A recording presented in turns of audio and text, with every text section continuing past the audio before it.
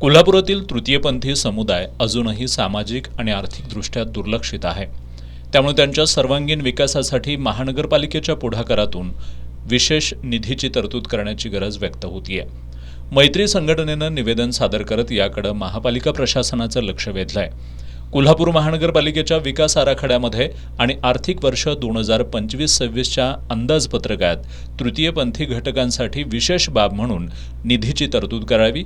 तृतीयपंथी व्यक्तींसाठी कौशल्य विकास, स्वयंरोजगार आणि लघुउद्योगांसाठी भांडवल सहाय्य योजना सुरू करावी. आवास योजनेअंतर्गत तृतीयपंथी व्यक्तींना परवडणाऱ्या घरांची सुविधा उपलब्ध करून द्यावी. शिक्षण आणि कौशल्य विकास, शिष्यवृत्ती, प्रशिक्षण केंद्र आणि तांत्रिक शिक्षणासाठी विशेष योजना राबवाव्यात.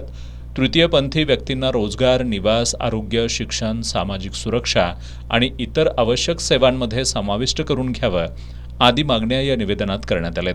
अतिरिक्त आयुक्त राहुल रोकडे यांना निवेदन सादर करण्यात आलं.